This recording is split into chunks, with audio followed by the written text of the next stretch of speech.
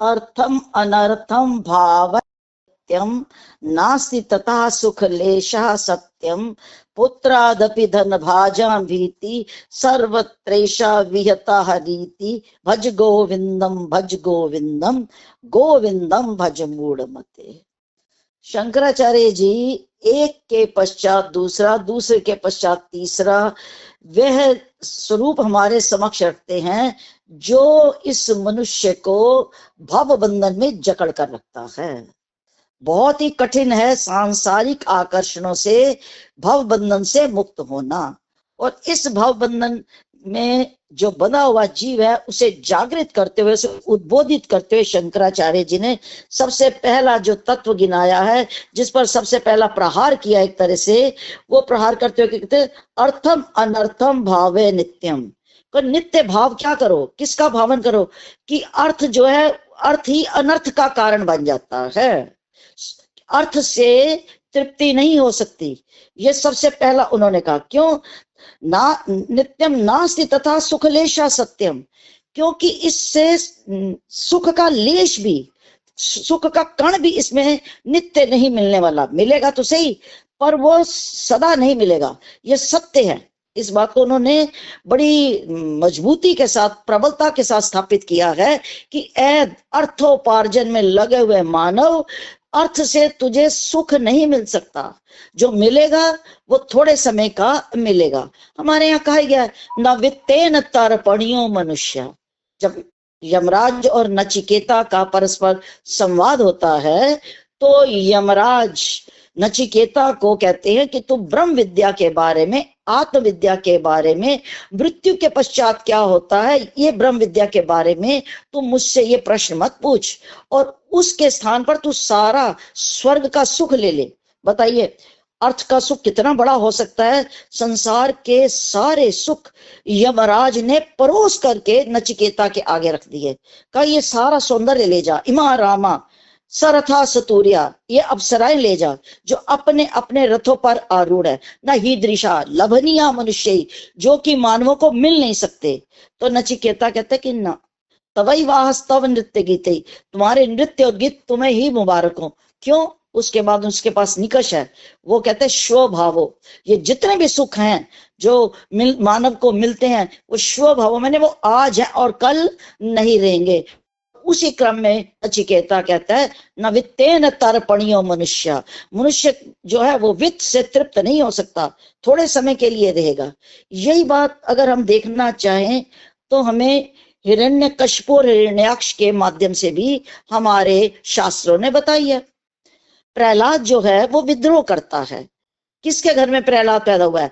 हिरण्यकश्यप और हिरण्याक्ष के घर में। हिरण्य कहते हैं सोना और अक्ष कहते हैं आंख। जिसकी आंख सोना ही सोना देखेगी, सोना ही सोना देखेगी, तो उसके घर में प्रहलाद मैंने रियल पीस ऑफ माइंड, प्रकृष्ट आह्लाद, विद्रोह करेगा ही करेगा। और दूसरा हिरण्यकश्यप, हिरण्य में कहते हैं सोने को, कश्यप कहते हैं बिछोने को, जिसका अर्थ है जो सोने को अर्थात वित्त को अपने आराम का साधन मानता है, उसके घर में प्रहलाद क्या करता है? विद्रोह करता है। तो वित्त का कारण क्या बनता है? अंत में वित्त अनर्थ का ही कारण बनता है। ये बताते हुए शंकराचार्य जी कहते हैं नास्ति तथा सुख लेशा सत्यम, इसमें सुख का लेश भी नहीं है, ये मैं सत्य कहता हूं। दूसरी बात और शंकराचार्य जी ने कही है, पुत्रादपि धन भाजाम भीति, जो संतान है, पुत्र है, उन्हीं से ही धनवान, धन के मद में डूबे हुए, उसके अपने ही धन के ऊपर किसका खतरा मंडराता है? अपने पुत्रों का ही, कि ये धन ऐसा है कि ये तुम्हारे ही पुत्रों को भी तुम्हारे क्या कर सकता है? विरुद्ध कर सकता है। और ये जो है कहते कि ये रीति जो है सर्वत्रेषा, सब जगह देखने में आती है। तो धन का इतना अधिक आकर्षण, ये सारे के सारे जितने भी आकर्षण है उन सबसे बढ़ करके है, और उसका कुपरिणाम फिर क्या भोगना पड़ता है कि सुख का लेश भी नहीं मिलता। यही बात बृहदारण्यक उपनिषद में भी देखी जा सकती है। जब याज्ञवल्क्य जी संन्यास लेने के लिए जाते हैं तो वह अपनी पत्नी मैत्रेयी और कात्यायनी दोनों से कहते कि मैं जा रहा हूं और आओ मेरी संपत्ति का बंटवारा कर लो। तब मैत्री यह प्रश्न करती है कि ये नाम अमृता श्याम किम हम तेन कुर्याम, जिस धन से अमृतत्व की प्राप्ति नहीं होगी उस धन को लेकर के मैं क्या करूं। तो उस समय याज्ञवल्क्य जी कहते हैं ना वारे वित्तस्य कामाय वित्तम प्रियम भवति, पैसा पैसे के लिए प्रिय नहीं होता।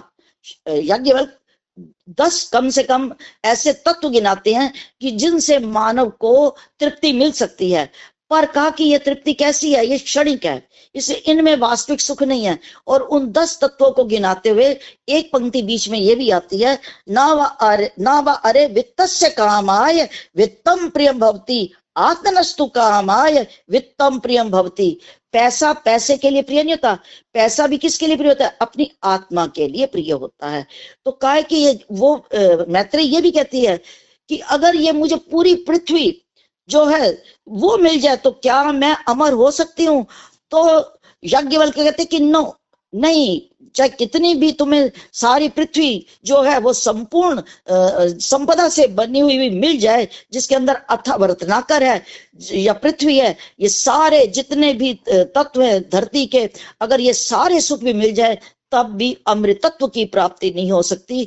तो यहाँ मानव को यही प्रबोधित करते हुए शंकराचार्य जी कहते हैं कि जो जो ए मानव तेरे सुख के आधार है, और उन सुख के आधारों में यहाँ सबसे पहली चोट किस पर की गई है, अर्थ कोई अनर्थकारी मानते हुए वो कहते हैं कि अपना आत्म कल्याण कर, और आत्म कल्याण भज गोविंदम के बिना हो नहीं सकता। ए मूढ़मती, अपनी आसक्ति को संसार से हटा करके उस आसक्ति को कहाँ लगा दे, परमात्मा के श्री चरणों में लगा दे। और जब तक वैराग्य नहीं होगा तब तक संसारिक विषयों के प्रति जो आसक्ति है वह तो दुर्वार बनी ही रहेगी।